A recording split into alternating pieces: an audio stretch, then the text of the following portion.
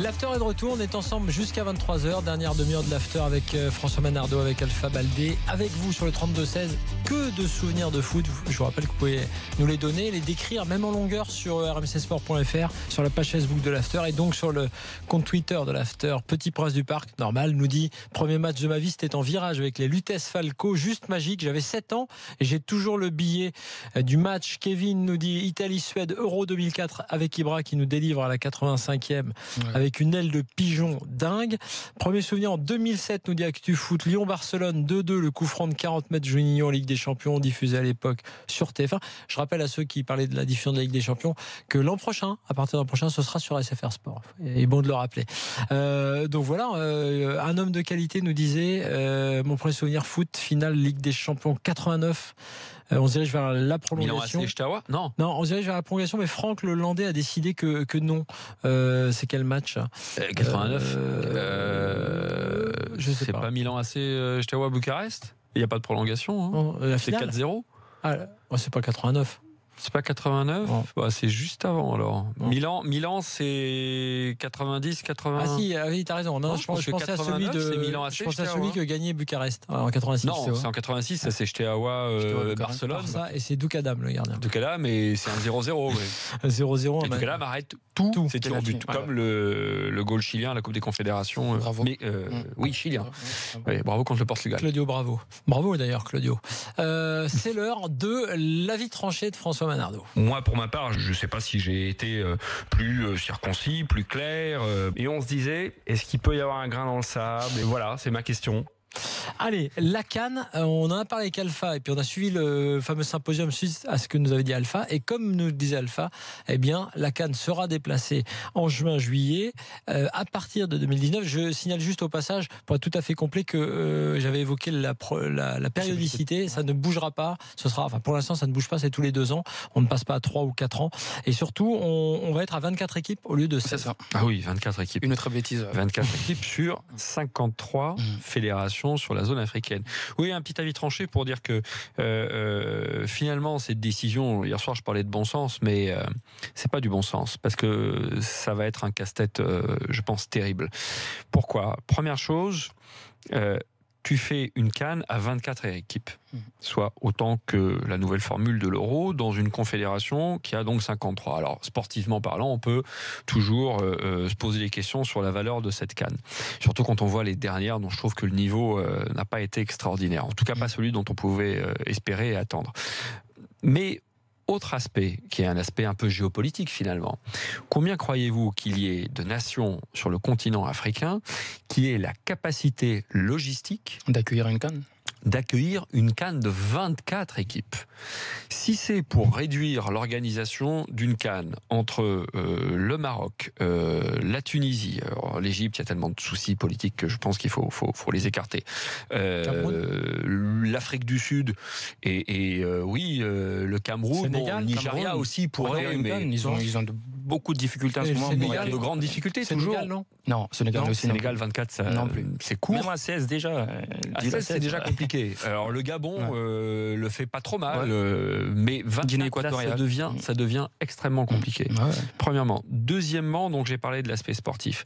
Après, quelque chose que je trouve assez positif, c'est que finalement au niveau des calendriers, on va plus avoir ces joueurs qui rechignent ou réfléchissent de trop à savoir s'ils vont rejoindre leur sélection, s'ils vont honorer leur maillot de l'équipe nationale, parce que la CAN, vous le savez tous, tombe dans une période où la plupart des joueurs africains sélectionnés évoluent dans le championnat européen, donc en pleine saison, et ça peut causer des casse-têtes invraisemblables. Et enfin, un dernier point, le faire tous les 2 ans à 24, tous les 2 ans, tu l'as dit, Flo, c'est pas loin d'être impossible, mais après tout, voyons voir à quoi ça ressemblera, mais j'ai pas mal de doutes. Et puis tu vas avoir à un moment ou à un autre une CAN, comme ça tombe maintenant, une année impaire, qui va arriver la même année qu'une année de Coupe des Confédérations, où le champion d'Afrique est qualifié. Donc soit tu as un champion d'Afrique qui va faire un marathon CAN et qui ensuite va s'envoler, soit pour le Qatar, soit peut-être pour les États-Unis s'ils l'obtiennent. Encore une fois, j'ai toujours ce sentiment que les joueurs professionnels africains qui évoluent soit en Europe, soit sur le continent, sont tirés dans tous les sens, sont épongés, lessivés, qu'on ne demande jamais, mais vraiment jamais, leur avis sur la question d'un calendrier, d'un rythme. Il faut savoir qu'en Afrique, quand tu joues déjà dans un club africain qui est engagé sur les coupes africaines, tu joues ton championnat, tes coupes d'Afrique, tes coupes quasiment sans discontinuer. Tu mets en plus la sélection nationale, ça devient impossible. Alpha, ton avis? Non, ça me fait sourire parce que j'en parlais la dernière fois. C'est malheureusement en Afrique. Malheureusement en Afrique, on a souvent tendance à dire que celui qui vient de quitter le poste était mieux. Donc là, le cas d'Issa Hayatou, parce que ce que nous sommes en train de voir aujourd'hui à la CAF, je vois l'UNFP très content de la décision de la CAF de mettre la CAN en juin, c'est que donc on a fait plaisir au foot européen. Donc je vois encore une fois qu'on va aller jouer à 24 alors que les éliminatoires de la CAN 2019 ont déjà commencé et que le cahier de charge pour le Cameroun est déjà pris en charge pour 16 équipes. Donc un sacré foutoir tout simplement parce que le Maroc avait été sous-entendu lésé par Issa Hayatou qui était camerounais et qui avait donné donc la CAF à un autre pays. Donc on veut le redonner au Maroc avec le vice-président de la CAF qui est président de la fédération marocaine. Donc tout cela s'explique quand tu rentres un petit peu dans les détails, François. Et ce qui est dommage aujourd'hui, c'est que les réactions des joueurs qu'on a depuis ces confirmations-là, c'est que les joueurs ne comprennent pas du tout qu'est-ce qu'on veut faire avec la CAN en fait. Parce que comme tu l'as dit, le vainqueur de la CAN, une année de Coupe de Confédération, qu'est-ce qu'on va faire? Le problème va se poser forcément. Donc on est en train de repousser beaucoup de problèmes. La fraîcheur physique des joueurs. Alors les clubs vont se dire ok, on les aura pas en janvier, on les aura en janvier, on va jouer toute la saison avec eux, c'est super, c'est cool, mais en fin de saison vous les aurez pas. Moi pour la date, je suis d'accord, je t'ai entendu l'autre jour. Oui. Mais il n'y a pas de solution. Il n'y a pas de bonne solution. Je veux dire, en janvier, ça embête tout le monde parce qu'il y a beaucoup de joueurs qui jouent en Europe. Non, mais et en juin, tu as raison, ils sont fatigués. Et puis il y a la Coupe. Mais quand on a joué alors la seule solution, c'est que le foot africain, la CAF doit bosser sur le foot africain de club, c'est tout. Le CHAN qui a été inventé, comme je te le disais la dernière fois, le championnat d'Afrique des Nations, pour soi-disant mettre en valeur les joueurs qui jouent les championnats locaux, c'est une forme de leurre. C'est un arbre qui masque la forêt complètement parce qu'on est incompétent. Il faut simplement que ces joueurs. Est-ce qu'en Europe, on a un championnat spécial pour les joueurs qui jouent dans les championnats européens? Ben non, parce que c'est les joueurs qui jouent dans les clubs européens, les championnats européens, qui jouent l'Euro, la Coupe du Monde, qui composent les sélections nationales. Si aujourd'hui un joueur comme Didier Drogba ou André Ayew ou un joueur, on va prendre Aubameyang, il ne va jamais être mis à la touche quand il revient en février. Donc si le Gabon avait 10, 9 joueurs exceptionnels dans leur club, CF Mounana et tous les autres clubs du Gabon, qui constituaient l'ossature de l'équipe nationale gabonaise, plus un Aubameyang, plus un Bouanga qui vient jouer la CAN, 2-3 joueurs, je pense que ça poserait pas de problème que la CAN se joue en janvier. La solution, elle est là. Ross est avec nous, supporter de la Côte d'Ivoire. Salut Ross. Bonsoir messieurs, comment allez-vous? Salut Ross. Que penses-tu de la décision de la CAF de mettre cette Coupe d'Afrique des Nations en été? Excellente nouvelle. Excellente nouvelle, pourquoi? La première des choses, c'est qu'on va uniformiser le football africain par rapport au football mondial, c'est-à-dire que les compétitions se font en été.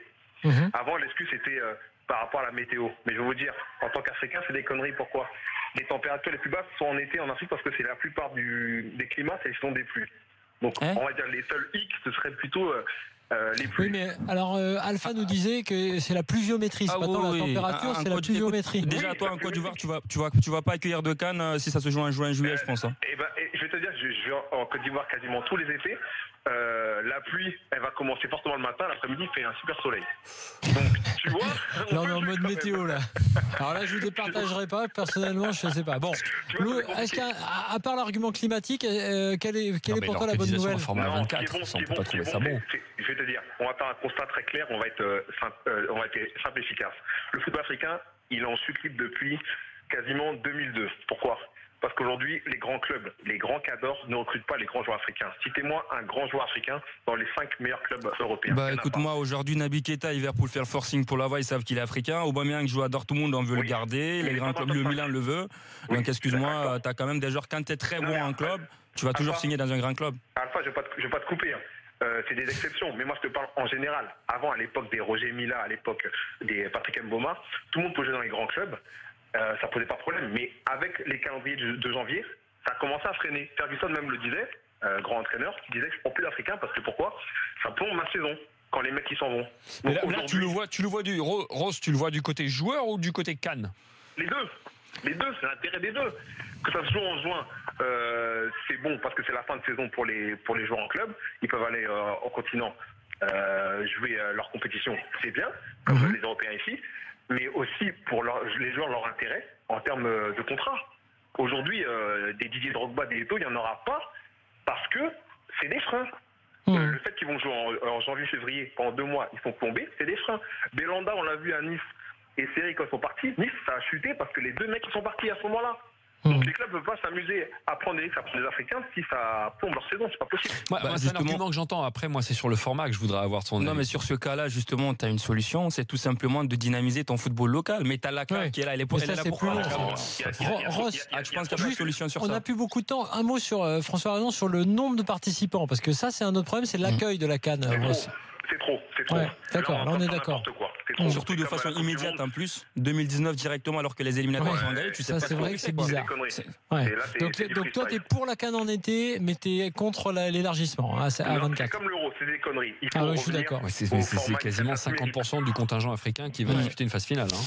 Merci Ross d'avoir été avec nous. Je vous en prie messieurs, bonne soirée. Salut Ross. Bonne soirée Ross, en tout cas voilà pour la CAN, on en parle. Alors, on a suivi ce dossier effectivement et c'était intéressant. C'est pour ça que les Africains parfois ils vont très très vite. La semaine dernière on en parlait. Moi qui suis né j'ai découvert ce soir que les températures l'été étaient moins chaudes que l'hiver.